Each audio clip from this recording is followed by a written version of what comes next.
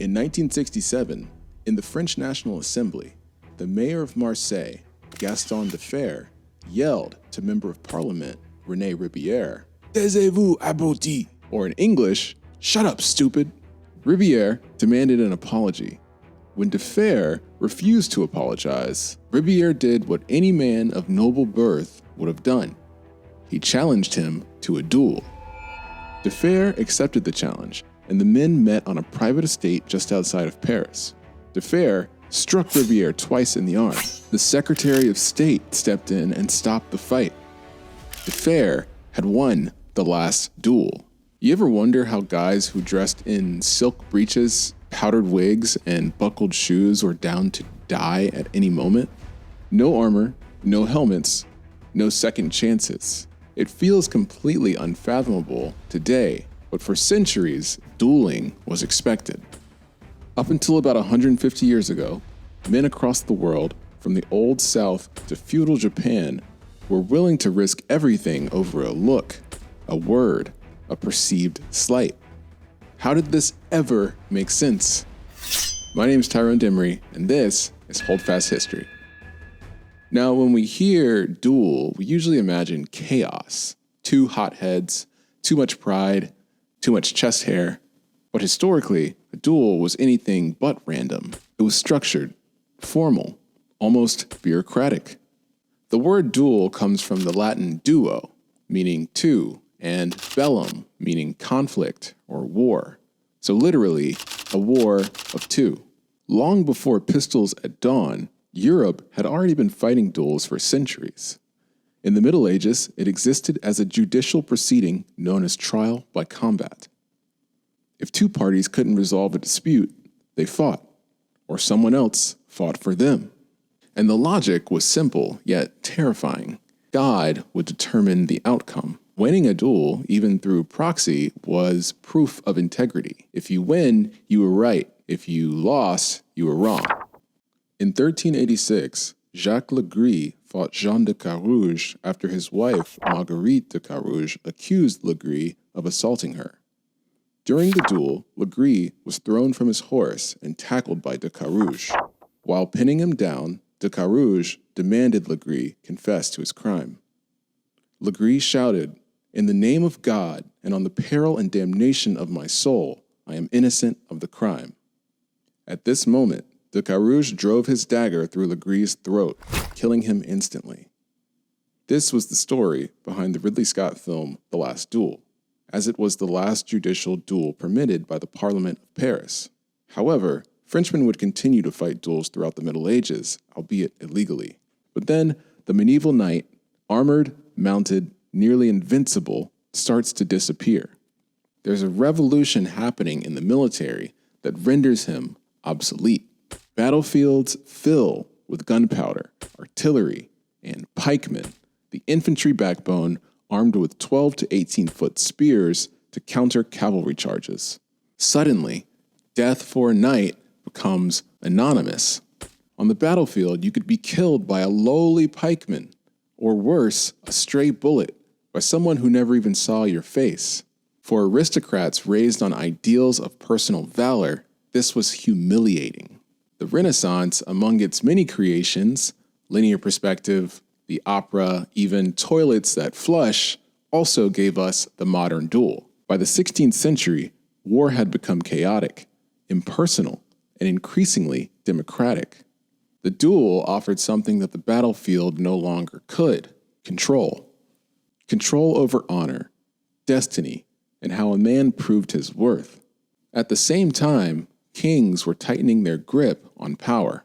Once feudal warlords with private armies were transformed into courtly dependents, nobles who survived by royal favor rather than force. The duel became one of the last places that aristocrats could assert a sense of independence. Noblemen leapt at the chance to defend their honor, however minor the offense. A careless word, a look held too long, a slight, real or imagined, became an opportunity to distinguish oneself as a member of an elite class and to perform ancestral values that were beginning to feel endangered. By the 16th and 17th centuries, the duel had been fully codified, regulated. And this system spread rapidly thanks to another Renaissance invention, the printing press. Treatises and pamphlets on honor and dueling, largely produced in Italy, flooded the rest of Europe. Books like The Courtier by Baldassare Castiglione and Galateo by Giovanni della Casa did more than offer advice on etiquette. They taught men how to live, how to behave, and most importantly, how to respond to an insult. These texts laid out rules for what counted as an insult, how challenges were issued, how honor could be restored, and who could fight whom. A gentleman could not challenge someone above him or beneath him in social rank. That wasn't honorable. All gentlemen were expected to defend their honor to the point of hazarding their lives. Not sometimes, not when they felt like it, not when it was personally convenient, always. Dueling individualized violence. One death was easier to pardon than a feud. One corpse was preferable to civil war. For that reason, the crown frequently looked the other way, sometimes even issuing pardons after the fact. Dueling to the death legitimized the social order, so monarchs were happy to allow men to continue to hack each other to death over the concept of honor. Today, honor seems abstract, vague, maybe even silly. Back then, honor was tangible. It was as real as land, as measurable as wealth, as essential as freedom. Your honor determined who would do business with you, who would marry you, and whether or not you were respected. Refuse a duel, and you didn't just look cowardly, you effectively admitted guilt. So when a man accepted a duel, he was being logical, according to the world that he lived in. And honor, of course, wasn't exclusively a European phenomenon. In Japan, honor was codified into Bushido, the way of the sword. A samurai's identity was inseparable from his sword. Like European duelists, samurai fought over slights, insults, and reputation. A perceived lack of respect could demand immediate redress, sometimes on the spot. These encounters were often formalized duels. Two men, agreed ground, witnesses, a single exchange that could decide life or death in seconds. And unlike the theatrical back and forth of European fencing, Japanese duels prized decisiveness, one clean cut. Samurai duelists trained obsessively for this very moment. Schools of swordsmanship, Ryu, passed down techniques designed specifically for one-on-one combat. The goal was honorable finality, and when honor could not be restored through victory, there was one final ritual, seppuku, a controlled ceremonial death meant to reclaim honor when life could not. Honor was tangible, and it followed you beyond death, in the same way that Europeans fought for the honor of their relatives past, present, and future. Different continents, same logic. And when we talk about duels, we obviously need to talk about the weapons. Two types of swords reigned supreme. The rapier wasn't a battlefield sword. It was long, thin, and flexible, built for speed and precision, not brute force, made for civilian self-defense. The rapier evolved over time to meet the needs of the civilian, becoming lighter, shorter, and less cumbersome to wear, easier to draw in small alleys and courtyards, kind of like the way that we think of handguns today. The rapier excels at one thing, piercing. A single clean thrust could slide between ribs, puncture a lung, or nick an artery, and the victim might not even realize how badly they're wounded until it was too late.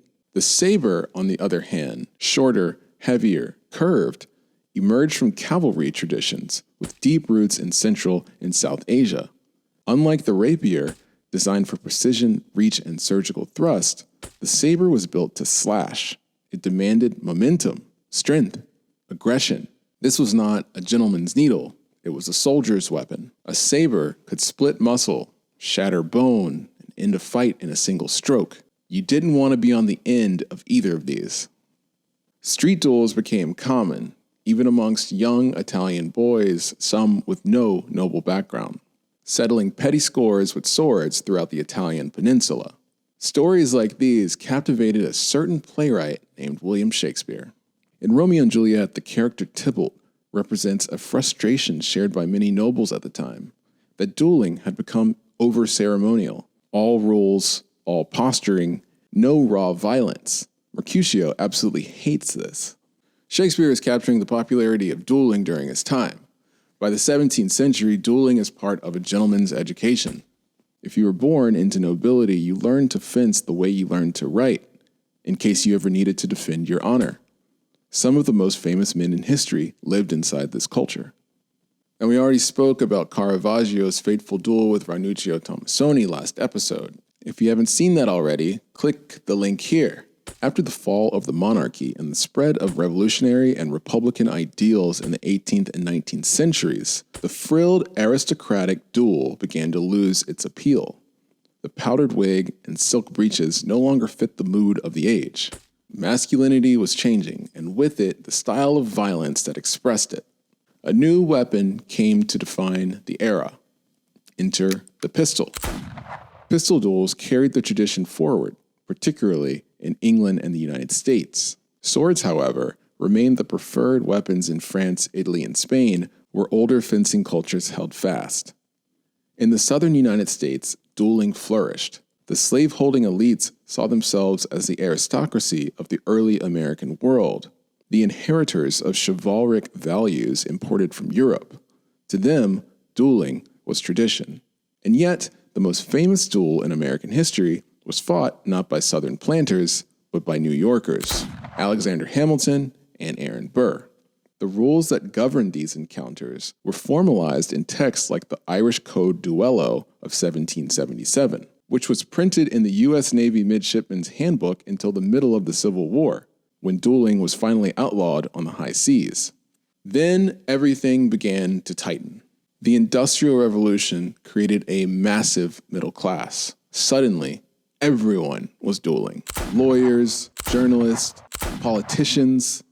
And to the aristocracy, this ruined everything. One noble famously complained that democracy had gone too far. When honor became accessible, it lost its exclusivity. Without exclusivity, the duel lost its meaning. Sword-delivered justice faded from the law, but the myth endured. Alexandre Dumas would grow up hearing stories of his father, General Alex Dumas, a brilliant cavalry officer and formidable saber fighter, defending his honor repeatedly at a time when racial slights against him were abundant. Dumas would transform these stories into legend. The Three Musketeers, the Count of Monte Cristo, the Corsican Brothers. Dumas was writing during the age of Romanticism, when Europe, exhausted with bureaucracy and modern life, longed for a past that felt clearer, braver, and more human. The result was a flood of historical novels filled with pulp heroes, flashing blades, and duels fought for justice, loyalty, and the love of a fair lady. Cinema inherited this obsession immediately. From the very beginning, audiences couldn't get enough of the sword fight. Actors like Douglas Fairbanks, Errol Flynn, and Tyrone Power embodied a physical ideal shaped by balance, restraint, and control. We're still reinventing the duel today. In film, television, video games, and rap beefs, two opponents, visible stakes, and the confrontation that resolves moral tension head to head. Honor feels frivolous now, outdated, even embarrassing. But once it was real enough to kill for and die for, when men dressed in silk breeches and buckled shoes stepped into the streets with swords, they were defending the only thing that they believed made life worth living. If no one is willing to risk their lives for honor anymore, can we even begin to understand the concept of honor? Let me know your thoughts in the comments. For more mysteries hiding in plain sight, in museums, in paintings, and the stories that time almost forgot, stick around for another Holdfast History. All right, again, why do we need? Let me finish. Why do we need this? No, you know what? Because you're rambling. Why do we have this? What? Why do we have people that are helping people? We have videos. It's reduced fair evasion by 36%, mister. Stop right now. Who is watching that? Shut up. Who are you telling shut up? Be quiet. I said Excuse stop. me. Apologize for that. I apologize. You Now better stop apologize. talking. He started yelling first. Tell him to stop. We will not have this hearing get out of hand. Well, again,